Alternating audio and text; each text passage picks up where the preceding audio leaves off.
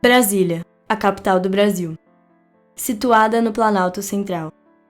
É a maior cidade planejada do Ocidente. É um patrimônio da humanidade. Construída no meio de um planalto deserto. Seus prédios e avenidas formam o maior conjunto de arquitetura modernista do planeta. Foi criada por um presidente que queria mudar a história do Brasil. Porém, será que é tudo isso mesmo? Há muitas contradições e desigualdades escondidas por trás de obras tão esplendorosas que iludem todos que a veem por fora.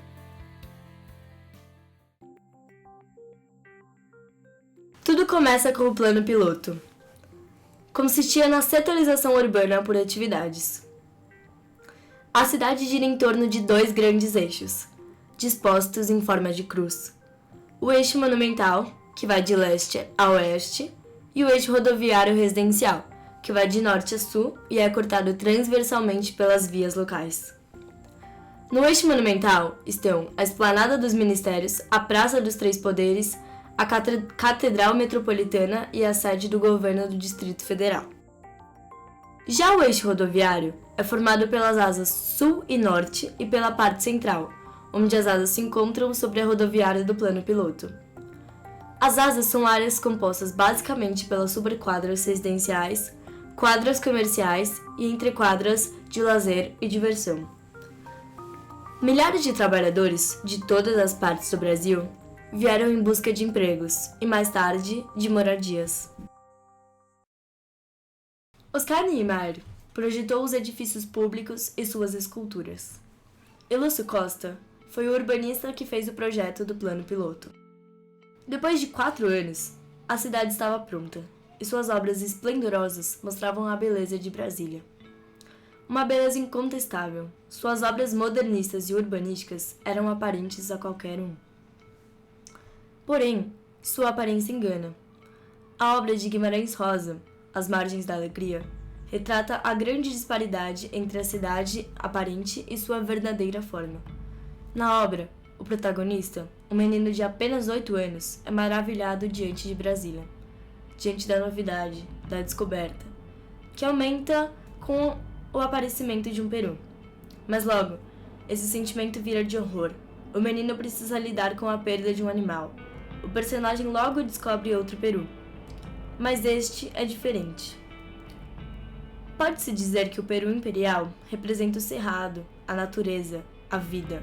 Já o outro peru representa o Brasil moderno, algo que se perdeu, que se derruba, a morte. A literatura de Rosa expressa uma grande indagação da real validade da modernização de Brasília. Essa indagação do autor é real. Após transformar-se em uma cidade, ela desenvolve em seu interior as contradições sociais. Percebe-se em Brasília as grandes desigualdades. De um lado, o acúmulo da riqueza e do poder, de outro, o predomínio da grande miséria. Como surge tanta desigualdade em uma cidade planejada e feita para promover a integração social? Brasília apresenta a maior renda per capita e taxa de escolaridade do Brasil. No entanto, essa qualidade de vida predomina apenas no plano piloto.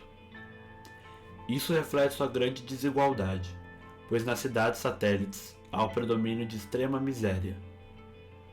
Essa condição começou a expressar-se desde a construção da cidade, quando os candangos tinham que erguer barracos e casas de madeira ao lado das construções por falta de moradia.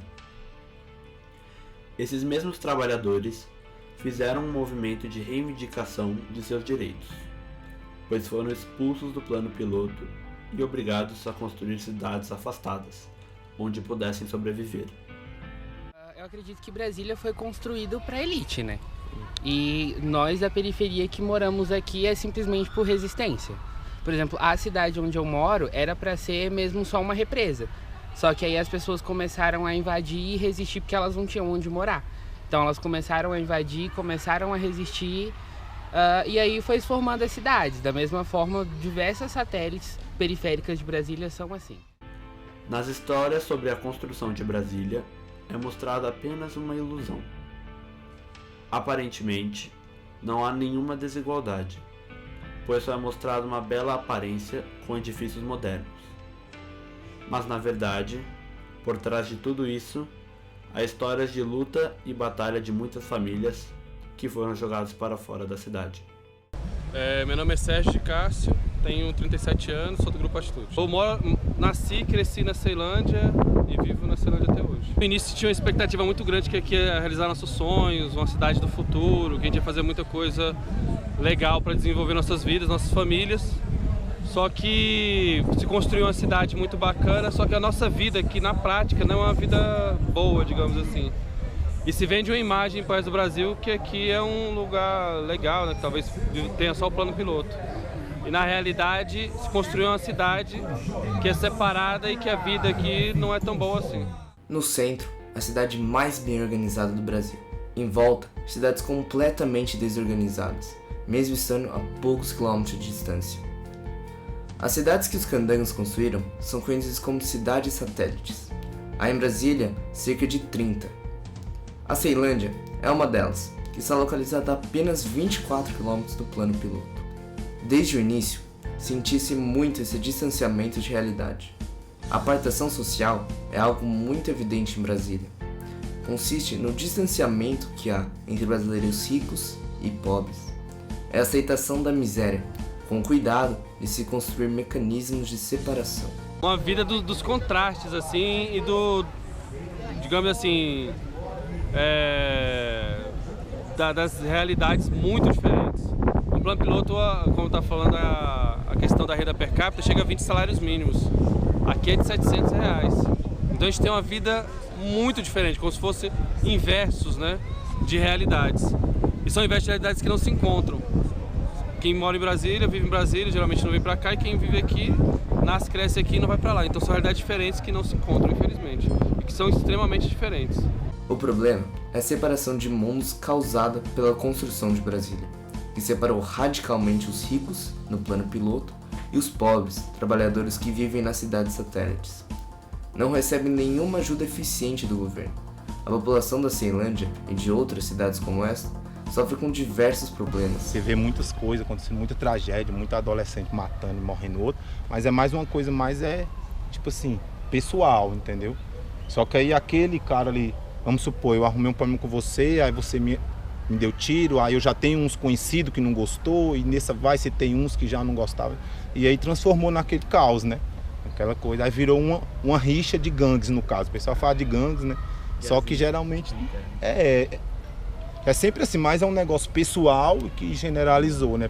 Porque os seus colegas não gostou que eu fiz isso com você, e assim vai, né? Muitos entram sem nem saber o porquê do problema. Muitas das vezes eu e você se entendemos e ficou aquele problemão do tamanho do mundo. Nós dois saímos, se entendemos com, né, a desavença nossa, e eles continuam se matando por causa desse problema que até já foi resolvido, né?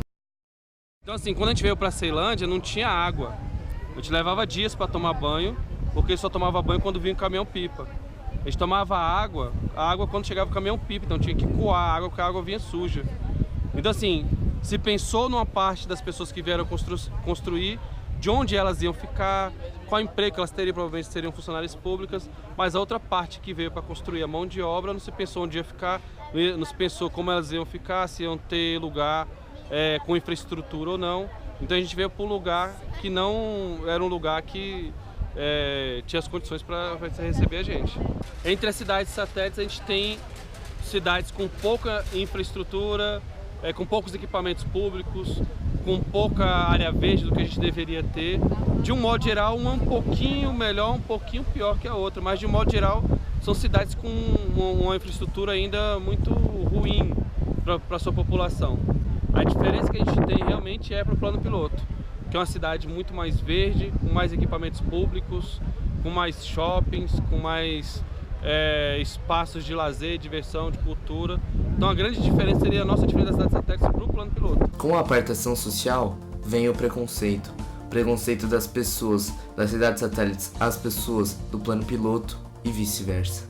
José Roberto Mendes Diniz. Quantos anos aqui? Há 8 anos.